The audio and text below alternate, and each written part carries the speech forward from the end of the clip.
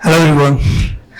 आज काफ़ी टाइम बाद, आई थिंक 3-4 महीने बाद परफॉर्म करने जा रहा हूँ। और ये स्टोरी मेरे लिए थोड़ी टफ हो गई परफॉर्म करना, क्योंकि ये एक लड़की की कहानी है। सो उम्मीद करूँगा कि एक औरत का किरदार निभा पाऊँ, बस वो मुश्किल है ये।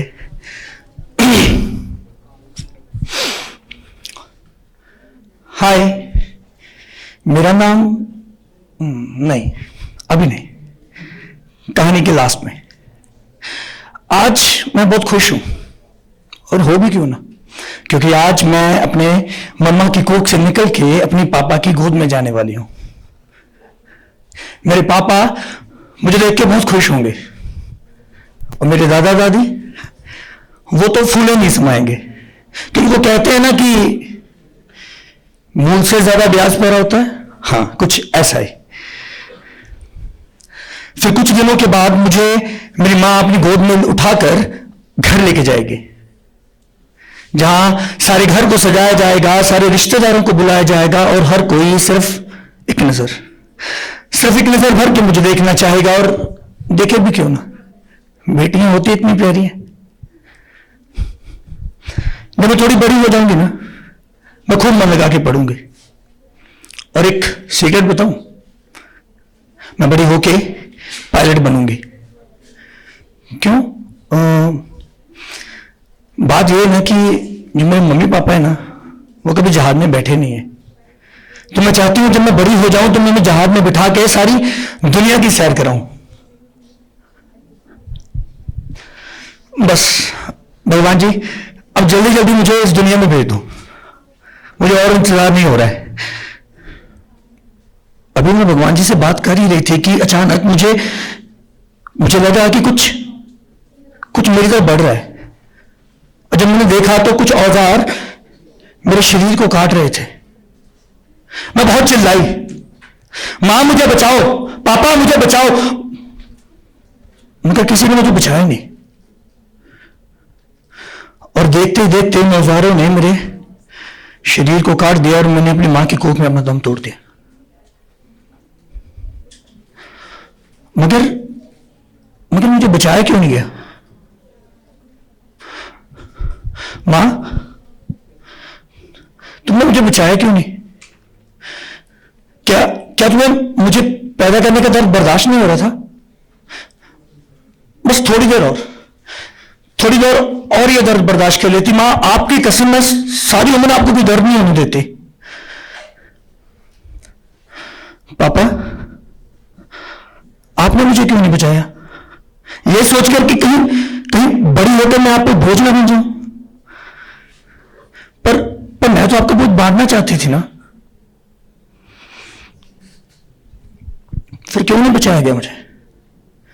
सिर्फ इसलिए क्योंकि मैं एक बेटी थी?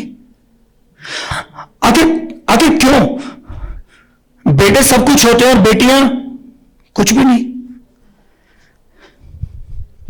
मैं जब भगवान जी के पास जाऊंगी ना, मां ने कहूंगी, भगवान जी, मुझे इस दुनिया में नहीं जाना है, इस समाज में मुझे नहीं रहना है, क्योंकि जिस समाज में एक बेटी को सिर्फ इसलिए पैदा होने नहीं दिया जाता क्योंकि वो एक बेटी है, और गलती से अगर कहीं वो बेटी पैदा हो जाए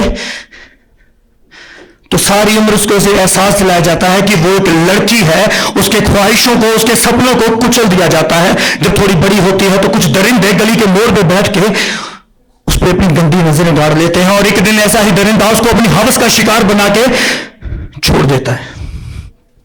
और फिर ये समाज मोमबत्तियां लेके सड़कों पे निकल पड़ता है।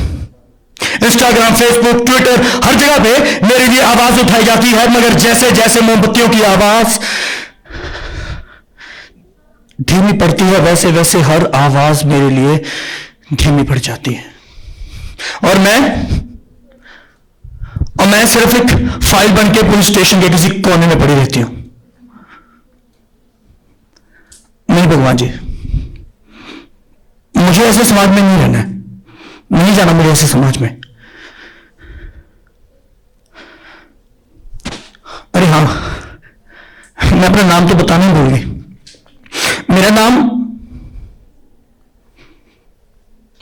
मेरा तो कोई नाम ही नहीं है। क्योंकि नाम तो समाज में आने के बाद रखा जाता है ना, और मुझे तो समाज में आने ही नहीं दिया गया। सिर्फ मुझे नहीं, न जाने मेरे जैसी कितनी बेटियां हर साल ये बेनाम मौत मर जाती हैं। उन्हें कोई भी नाम दे दो, एंजल, रिद्धि, दृष्टि, कुछ भी, क्योंकि ये कहानी किसी नाम की नहीं है, ये कहानी एक पहचान की है। Thank you everyone. और लास्ट में एक छोटा सा मैसेज लड़कियों को देना चाहता हूं कि it's not about body shaming और it's not about anything else, but खुद को इतना स्ट्रांग बना लो कि आपको अपने डिफेंस के लिए किसी लड़के पे डिपेंड ना होना पड़े, वो चाहे बाप है, चाहे बेटा है, चाहे बॉयफ्रेंड है, किसी भी नहीं। खुद को इतना स्ट्रांग बनाओ। मैं एक फिटनेस इंस्ट्रक्टर हूं, मैं अपने हर स्टूडेंट को सिर्फ एक बात बोलता हूं कि don't bark like a bitch, roar like a lioness. Thank you.